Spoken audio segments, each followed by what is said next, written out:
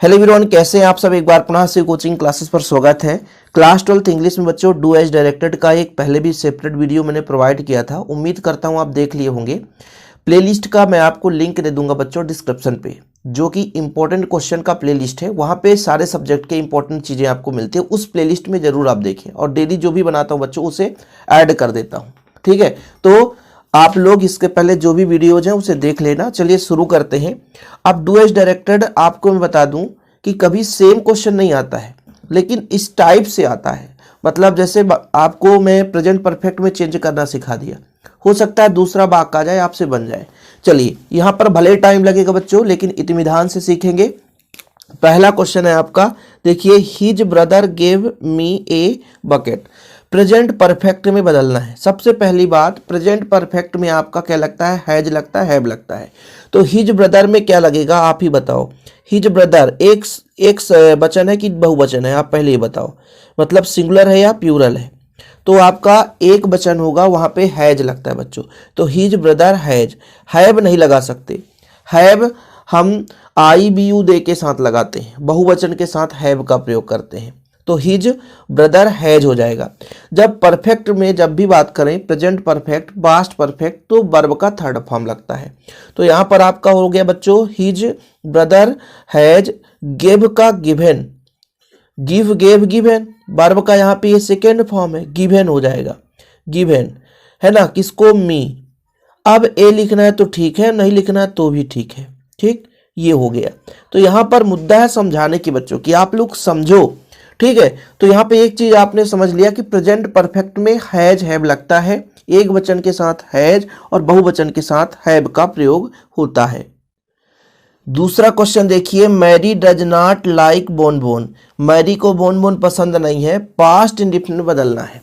अब यहाँ पे मैं आपको सिखाऊंगा सबसे पहले बच्चों, पास्ट इंडिफिनिट में जो इंडिफिनिट की बात की जाती है। जैसे पास्ट इंडिफिनिट में आपका डिड लगता है, वो भी इंट्रोगेटिव और निगेटिव में। ठीक है, ध्यान रखिएगा, वो भी इंट्रोगेटिव और निगेटिव में। तो यहां पर आपका नॉट है पहली बात, तो ये तो क्लियर है कि नॉट है तो निगेटिव में ही बदलेंगे। ठीक है, तो जब हम इसका आंसर करेंगे बच्चों, यहां पर आप देखिए इसका आंसर, ए का मतलब आंसर है ना, नहीं तो कंफ्यूज हो जाओ। जैसे आपका मैरी है तो मैरी, अब पास्ट इंडिफिनिट में डिड लगता है निगेटिव और इंट्रोगेटिव में, ये आपका निगेटिव है तो डिड नॉट हो जाएगा, डिड नॉट हो जाएगा बच्चों। ठीक है, फिर यहां पर लाइक है तो लाइक लिख दो, लाइक, लाइक बोन बोन। ठीक है, बस आंसर आ गया। मतलब इधर उधर भटकना नहीं है, मेन फैक्ट जानो कि कोई सेंटेंस बदलना पड़ रहा है तो उसमें क्या लगना है। तीसरा प्रश्न देखिए, his father goes to his office by car. इसको क्या करना है? Question with where. वेयर मतलब कहां, और जब इसमें आप कहां ढूंढोगे तो कहां जा रहे हैं भैया? हिज फादर, उसके पिता जा रहे हैं अपने ऑफिस, किसमें? By car. तो चलिए, यहां जब वेयर शब्द का प्रयोग करेंगे तो वेयर मतलब कहां, तो कहां मतलब ऑफिस। तो यहां ऑफिस को हटाना पड़ेगा, तभी तो हम इसको क्वेश्चन बना सकते हैं कि वे कहां जा रहे हैं, गाड़ी के माध्यम से कहां जा रहे हैं। तो हमको क्या करना पड़ेगा? ऑफिस को हटाना पड़ता है।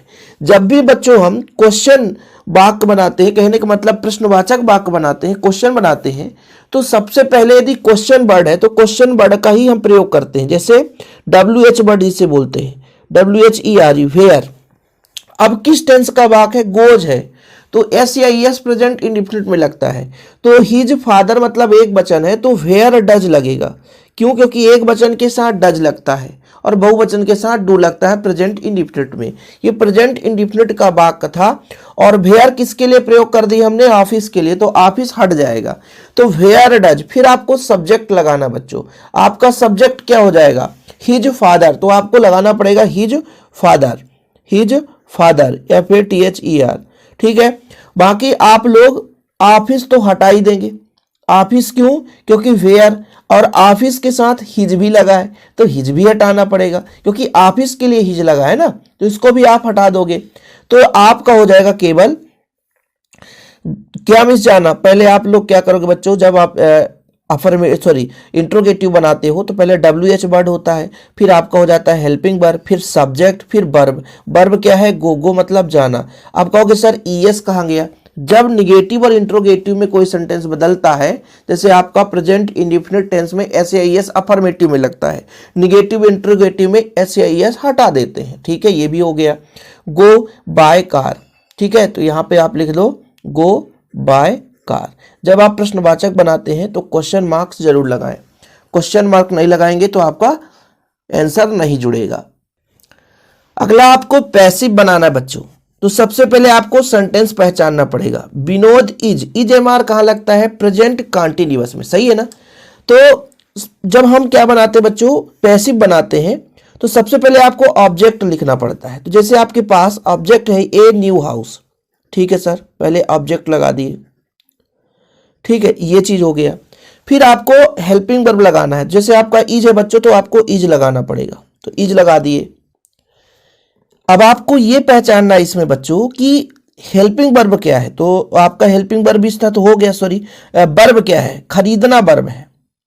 तो जब खरीदना वर्ब है, वर्ब का थर्ड फॉर्म लगता है तो वाट लग जाएगा। अब बात यहां पे आ जाती है कि सर ये गोइंग कहां जाएगा, ये भी तो है, तो ये गोइंग आपको पहले लिख देना है, इज गोइंग, ठीक है, क्योंकि भाई साहब ये बाट भी तो है ना सर, बाट कहां जाएगा, गोइंग टू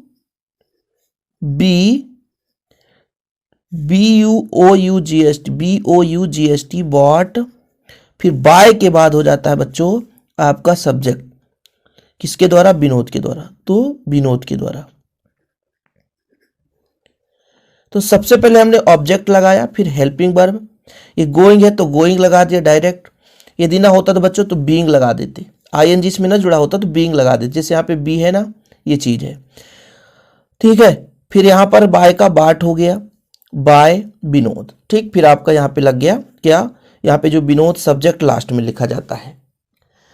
अगला क्वेश्चन है बच्चों, she is very proud she will not beg for her livelihood. यहाँ पे आपको टू और टू का प्रयोग करना है। देखिए जब इन दोनों को अरेंज करेंगे तो जो आपका सब्जेक्ट रहता है बच्चों वो एक ही सब्जेक्ट लगता है, तो जब हम एक सब्जेक्ट लगा देंगे सी इज, अब यहाँ पे जो आपका वेरी है इसके जगह टू का प्रयोग करना है, ठीक है, टू प्राउड। फिर दोनों सेंटेंस के बीच में ए टू का प्रयोग। अब देखिए जैसे यहाँ पर सी इज था ना, तो ये आपका इसके साथ ये हेल्पिंग वर्ब भी हट जाएगा, क्योंकि भाई हेल्पिंग वर्ब एक ही लगाएंगे ना, अब एक ही सेंटेंस है। फिर इसके साथ हेल्पिंग वर्ब के साथ नॉट भी हटेगा, तो यहां से आ जाएगा बच्चों टू के बाद बेग फॉर हर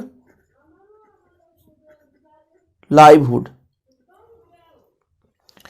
इसका मतलब तो समझ गया हो कि भेरी की जगह टू लगाना है बच्चों। दोनों सेंटेंस में सब्जेक्ट एक ही रहता है, तो सब्जेक्ट के साथ जो भी उसे हटा दो, केवल लास्ट का आपको जुड़ना है, ठीक है। यहाँ पे टू लगा करके बैक से लेना है, क्योंकि यहाँ पे ये निगेटिव भी नॉट बट भी हट जाएगा, इसको भी नहीं जोड़ना है, क्योंकि ये सेंटेंस के लिए सेटिस्फाइड था। लेकिन अब हमको मिश्रित बनाना है, तो भेरी की जगह टू और यहाँ पे टू, यदि इसको जो भी सब्जेक्ट के साथ जुड़ा रहेगा उसको हटा करके दूसरा वाक्य लिख देना है। इस क्वेश्चन में बच्चों आपको यूज करना है अनलेस का, किसका, अनलेस का। अनलेस का यूज करना है किसके जगह, इफ के जगह, मतलब इस इफ के जगह। पहले इसका आप अर्थ समझो, if it does not rain, यदि वर्षा नहीं हुई तो the crop will the fail, फसल खराब हो जाएगी। अब यहां पर अनलेस का अर्थ क्या होता है भाई, इसका भी क्या है, यदि वर्षा नहीं हुई, यहां पे क्या है, if it does not rain, यदि वर्षा नहीं हुई तो फसल क्या हो जाएगी, बर्बाद हो जाएगी। और जब हम अनलेस का अब देखते हैं तो इसका अर्थ होता है जब तक वर्षा हो, जब तक वर्षा होगी तब तक फसल क्या हो जाएगा, बर्बाद हो जाएगा। तो यहां पर इसका आंसर लिखते समय देखिएगा, आंसर कैसे लिख रहा हूं मैं, कि जब तक वर्षा होती, यानी इफ के जगह क्या हो जाएगा, अनलेस। तो यहीं पे मैं लिख देता हूं अनलेस, जब तक वर्षा होती। तो यहां पर नॉट का कोई क्राइटेरिया ही नहीं है, नॉट का कोई क्राइटेरिया ही नहीं रह जाएगा, जब तक वर्षा होती फसल बर्बाद हो जाता।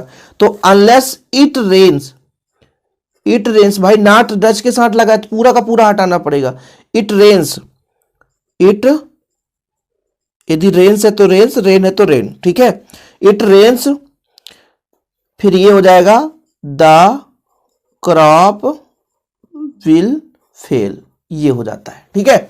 मतलब यहां पे डज नॉट का अर्थ था कि यदि वर्षा नहीं होगी तो फसल बर्बाद हो जाएगा। तो जब तक वर्षा होती, unless it rains the crop will fail. तो दूसरा सेंटेंस में कोई बदलाव नहीं, इफ की जगह एलएस लगाओ। अब ये बता दिया भाई, इसका कोई महत्व यहां पर, जब तक भाई अर्थ देखो ना, जब तक वर्षा होती तो फसल बर्बाद हो जाएगा, है ना भाई। अब वर्षा तो नहीं हो पाई, जब तक होती तो फसल क्या हो गया, बर्बाद हो गया।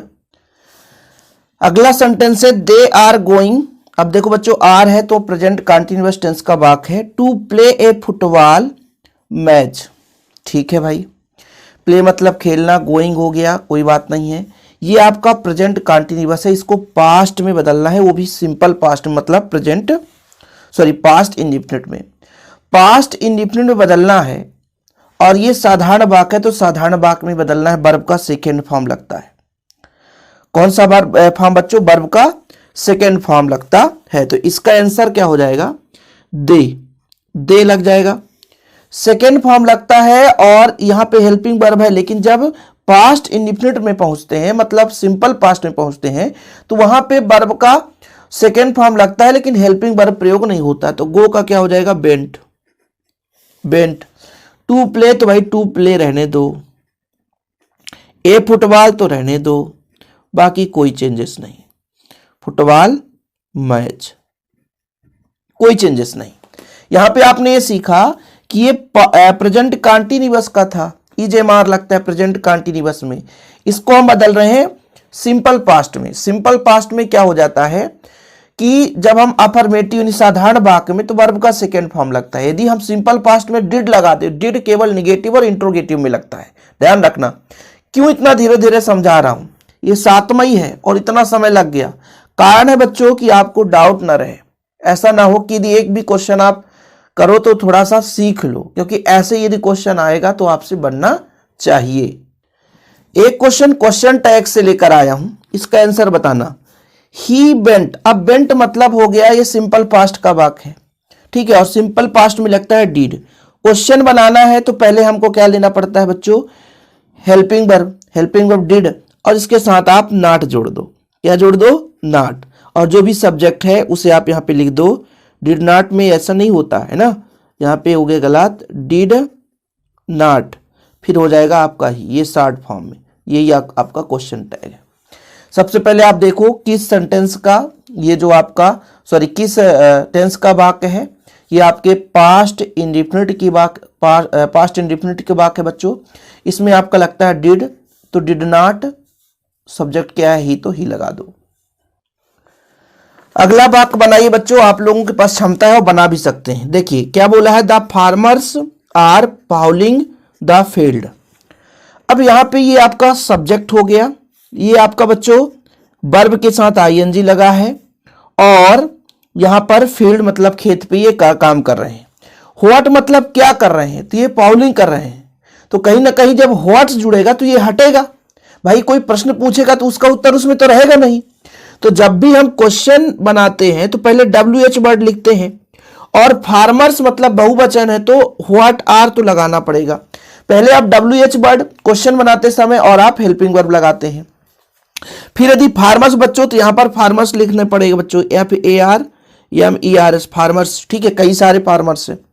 अब यहां पे ये चीज बताना पड़ेगा कि क्या करते हैं, क्या मीन्स करना, क्वेश्चन पूछेंगे ना कि क्या करते हैं, तो डू मतलब करना, तो DOING डूइंग हो जाएगा।